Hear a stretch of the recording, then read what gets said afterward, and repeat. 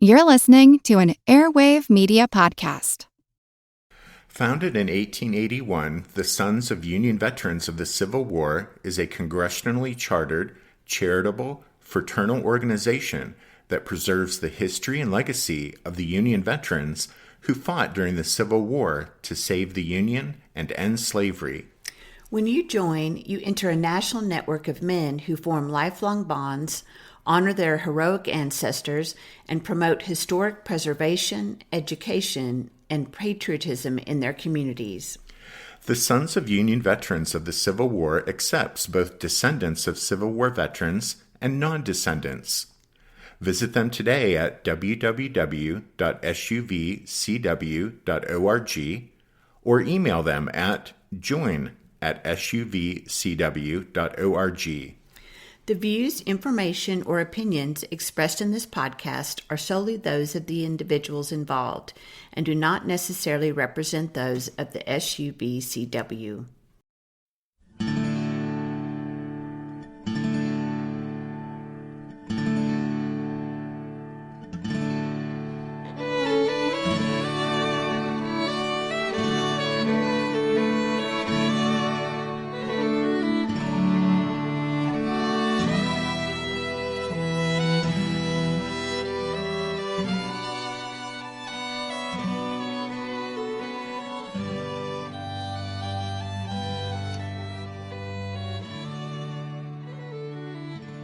Hey everyone, welcome to the 460th episode of our Civil War podcast. I'm Rich. And I'm Tracy. Hello, y'all. Thanks for tuning in to the podcast. On August 8, 2000, the Confederate submarine HL Hunley returned to a world she had departed more than 136 years before. Gone from the waters of Charleston Harbor, South Carolina, were the enemy federal blockade ships, and present were hundreds of excited onlookers gathered under a sunny sky on shore and on dozens of motorboats and sailing vessels. When the giant crane mounted on a barge gently lifted the legendary sub from its watery grave, the onlookers erupted in cheers. It's easy to see why they were so excited, and why Hunley continues to capture the imagination. Only 2 submarine projects reached operational status during the Civil War, one on each side. The Union submarine, unofficially dubbed Alligator, was attached to the North Atlantic Blockading Squadron during the Peninsula Campaign in the summer of 1862, but no effective use could be found for it. Alligator eventually sank in the Atlantic off Cape Hatteras while under tow to Port Royal, South Carolina in April 1863. It was the Confederate submersible HL Hunley that would achieve fame and operational success, though at a terrible price. On the night of February 17, 1864, Hunley made history when she became the first submarine to sink an enemy ship, when her spar torpedo blew a hole in the hull of USS Housatonic. But even as the stricken federal blockaders slipped below the waves that night, Hunley also disappeared, along with her entire crew of 8. For generations, searchers prowled Charleston's harbor looking for the history-making lost rebel sub, eager to solve the mystery of just what had happened that fateful night to the Hunley.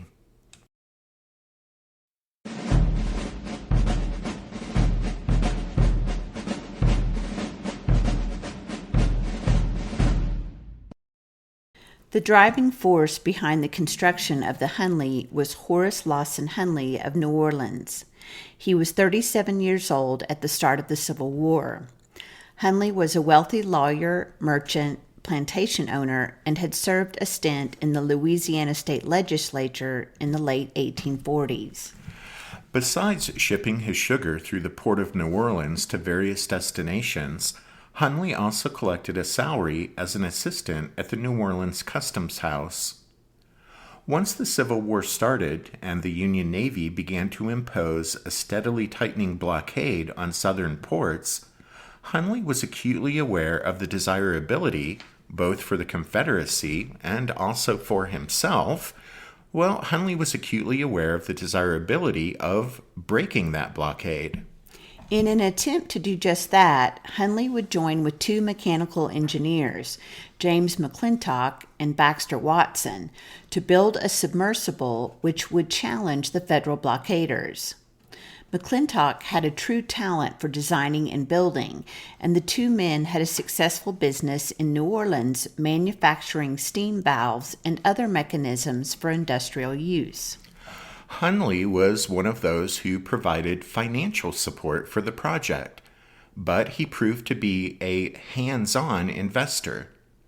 He was fascinated by the construction of the submersible, which was called Pioneer, captivated by each detail of its operation, and enthused by the possibilities presented by such a craft as far as blockade busting. Only about 20 feet long and intended for a crew of two, the sub was propelled by means of a crankshaft turned by its crew.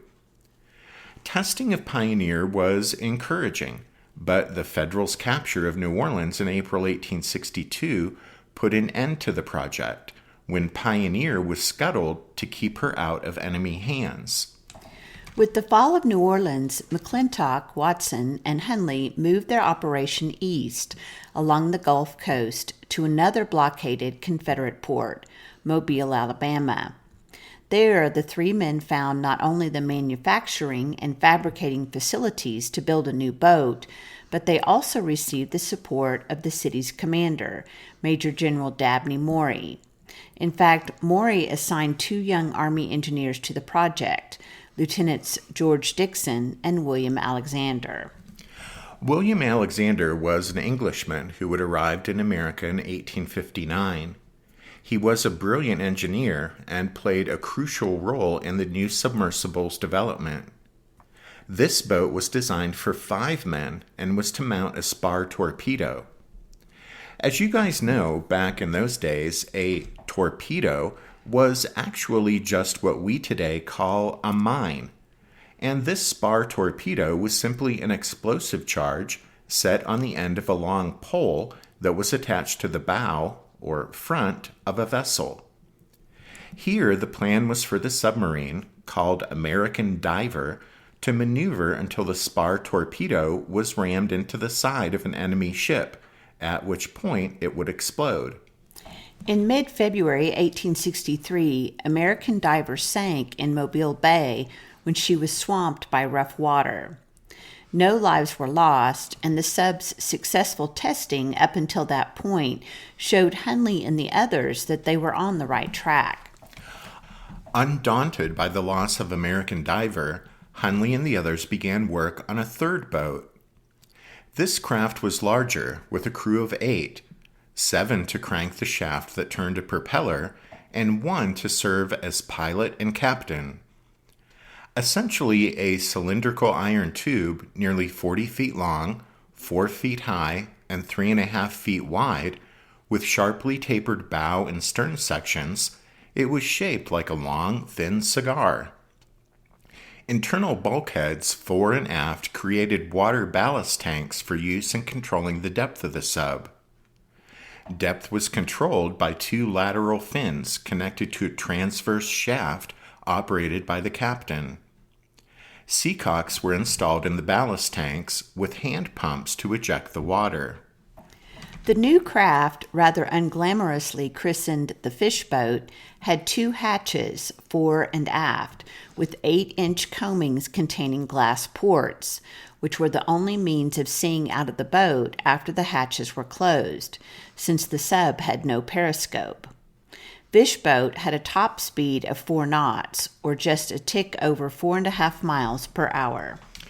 In order to dive, the captain at the bow and the second officer at the stern let water into the fore and aft ballast tanks until the sea level outside reached the glass ports in the hatch coamings.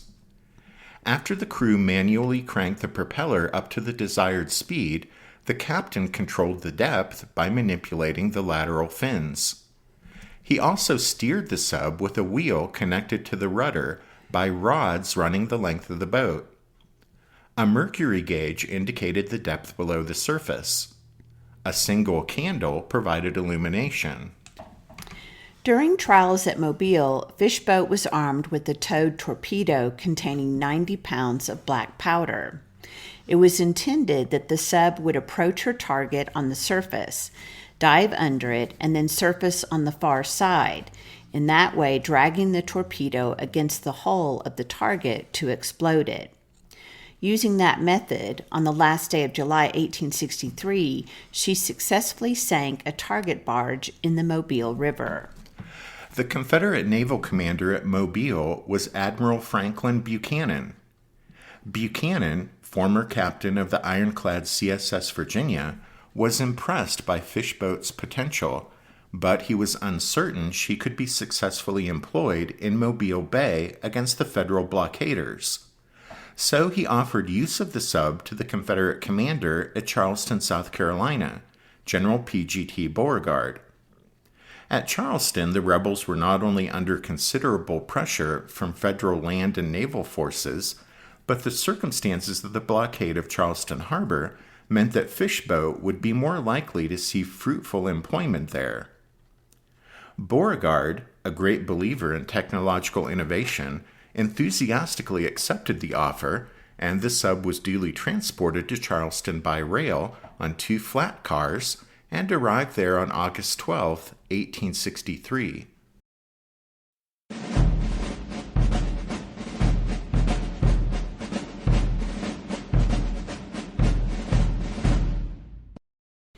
This episode of the podcast is sponsored by the Sons of Union Veterans of the Civil War. Do you have an interest in the Civil War? Founded in 1881, the SUV-CW is a congressionally chartered, charitable, fraternal organization that preserves the history and legacy of the Union veterans who fought during the Civil War to save the Union and end slavery. The national headquarters of the SUV-CW is located at the National Civil War Museum in Harrisburg, Pennsylvania. When you join, you enter a national network of men who form lifelong bonds, honor their heroic ancestors, and promote historic preservation, education, and patriotism in their communities. The SUV-CW is the heir to the legacy of the Grand Army of the Republic, the famous post-war National Association of Union Civil War Veterans. Based on the principles of fraternity, charity, and loyalty, the Sons of Union Veterans of the Civil War accepts both descendants of Civil War veterans and non-descendants. Visit them today at www.suvcw.org or email them at join@suvcw.org. The views, information, or opinions expressed in this podcast are solely those of the individuals involved and do not necessarily represent those of the SUV-CW. How did America go from a struggling series of settlements at the edge of a wilderness into the most powerful, prosperous, influential nation anywhere on Earth? A lot of people say, well, it's just a pattern of happy accidents. But a pattern of happy accidents is still a pattern. The American Miracle tells that story.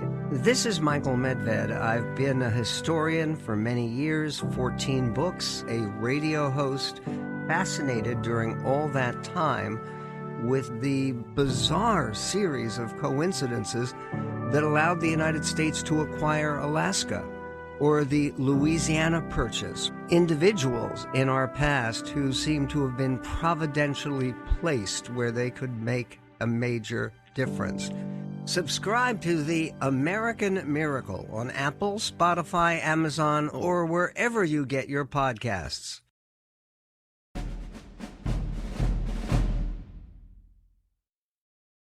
Beauregard had high hopes for the newly arrived submarine from Mobile.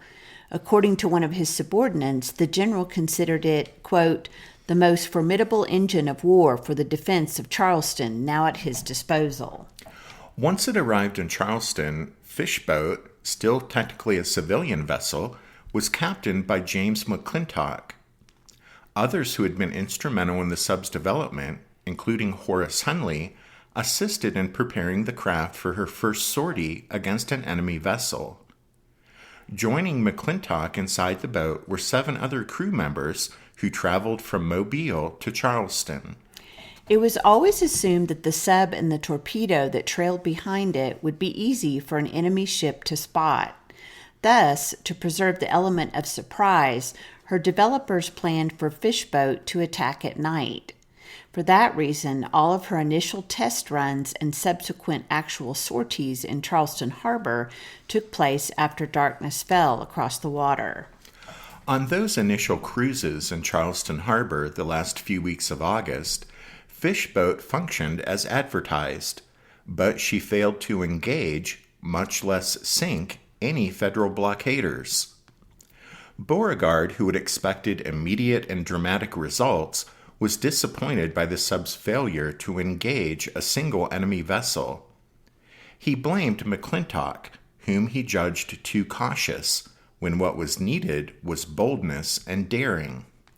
Beauregard decided the sub's potential would never be realized if it was under civilian control with a civilian crew, so he issued orders that Fishboat was to be seized by the Confederate military and for it to be manned with a crew of Navy volunteers. Navy Lieutenant John Payne took command of Fishboat, but on August 29th there was a deadly accident when she sank at the dock. Payne had ordered the sub to get underway, but then, somehow, as he was dropping down the forward hatchway, his foot pushed the lever that controlled the diving fins, and Fishboat plunged beneath the surface. With her hatches still open, water poured in and quickly filled the interior. Trapped inside, 5 men drowned, while 3 others, including Payne, managed to escape. The sub was recovered, and Beauregard, realizing that the submersible required experienced hands at the controls, agreed to let Horace Hunley take command. Hunley promptly stenciled HL Hunley on the hull, christening the sub with the name by which she is known to history. Hunley and his new crew of volunteers trained into the fall of 1863, including conducting simulated attacks on rebel ships anchored in the Cooper River by towing a mock explosive charge that floated on the surface behind the sub, diving, running under the target, and pulling the explosive against the ship's side. Then, on October 15th, tragedy struck once again. The submarine failed to surface after submerging while making a mock attack on a Navy support ship, CSS Indian Chief. This time, the entire crew perished, including Horace Hunley. Salvagers eventually found the sub nearby, with her knife-edge bow buried deep in the silt of the Cooper River. It was 3 weeks before she was brought to the surface. Upon investigation, it appeared that human error was again to blame, since Hunley had evidently left the valve of the front ballast tank open, causing the sub to dive into the river's bottom. In addition to the fee paid to the salvors for recovering the sub, an additional $400 was allotted for removing the remains of the crew and giving the interior a thorough scrubbing and whitewashing. After this second fatal accident, Beauregard balked at any further use of the submersible, but Lieutenant George Dixon, one of the Army engineer officers who had been attached to the sub project at Mobile, urged the general to give him a chance. Beauregard reluctantly agreed, but only on the condition that there would be no more submerged attacks. He insisted future missions would have to be carried out on the surface. Dixon and his new crew, all volunteers, trained throughout the winter months.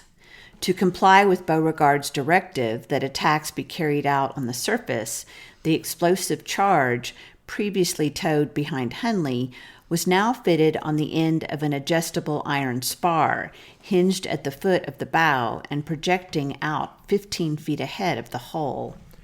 By early February 1864, Dixon had moved Hunley to a spot on the inshore side of Sullivan's Island, behind Battery Marshall. There, the sub was adjacent to Breach Inlet, a passage into the Atlantic beyond, where the Federal blockaders kept a close watch on Charleston Harbor. Dixon and his crew began observing the positions of the enemy warships offshore and making practice runs into the Atlantic at night, waiting for the right combination of wind, tide, and sea conditions to make their attack.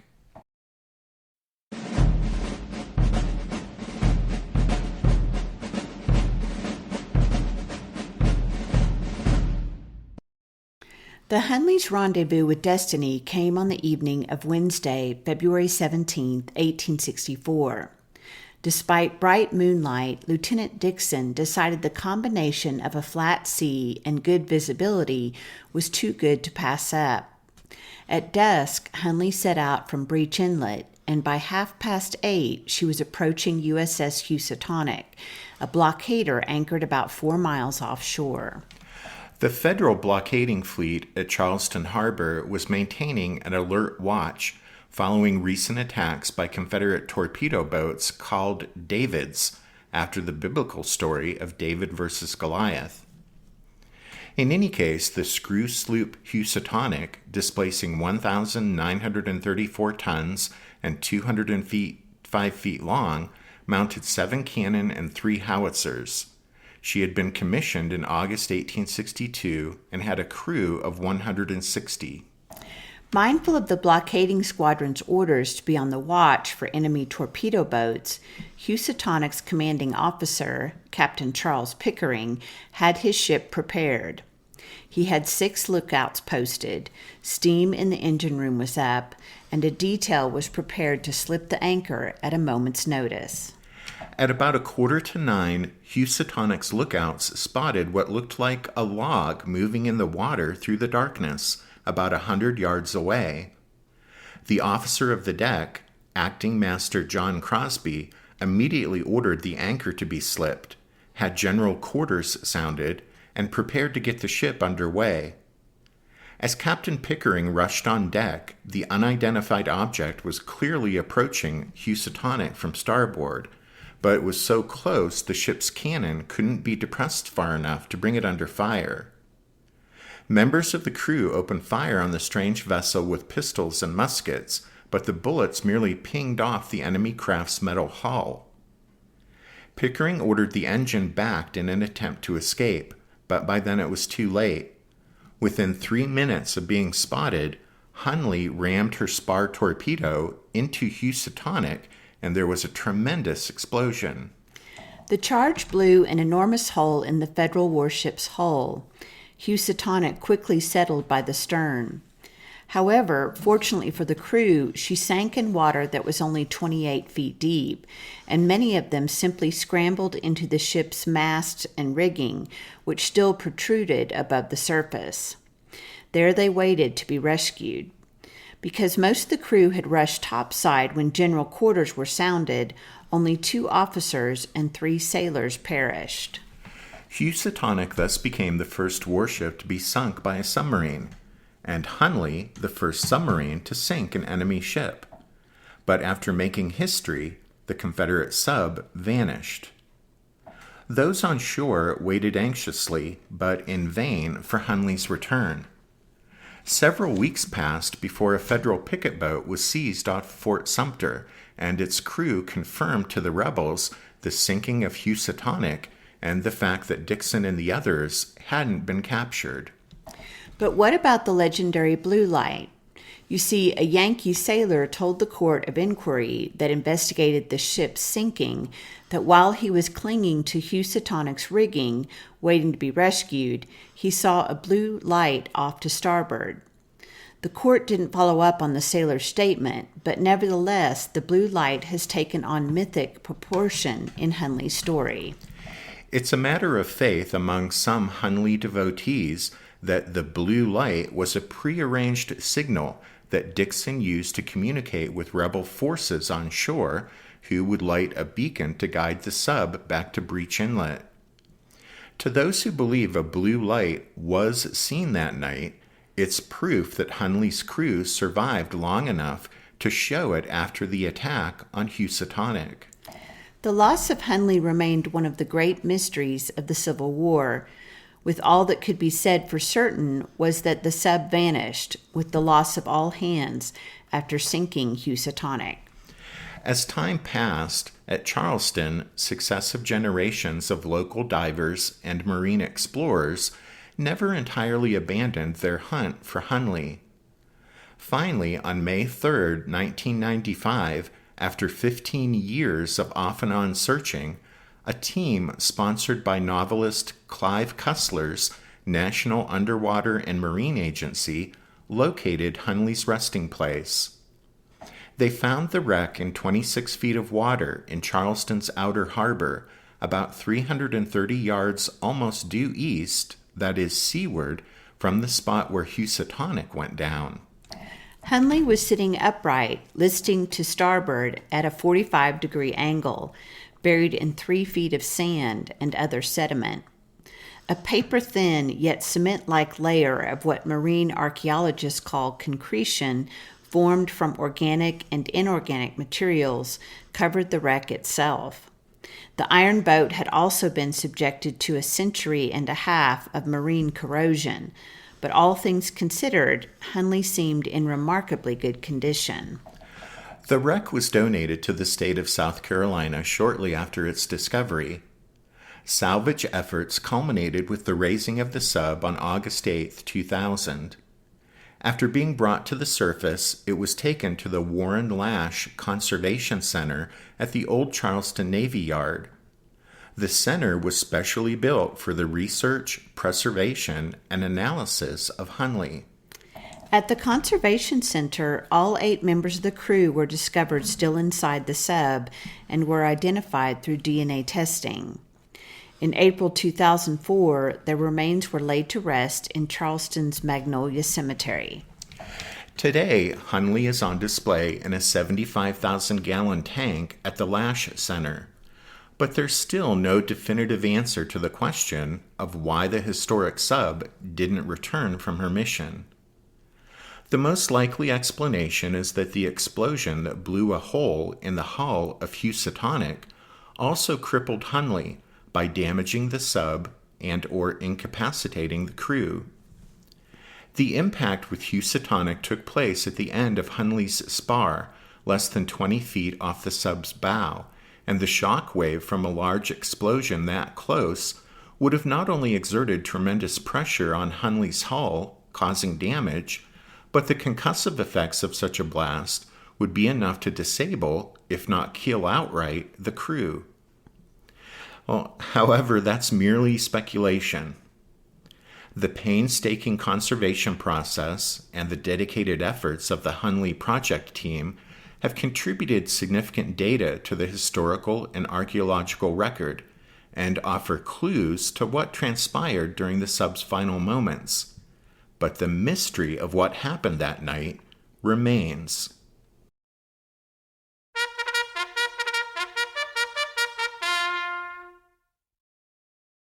That means it's time for this episode's book recommendation, and our recommendation this time is The HL Hunley, The Secret Hope of the Confederacy by Tom Chaffin.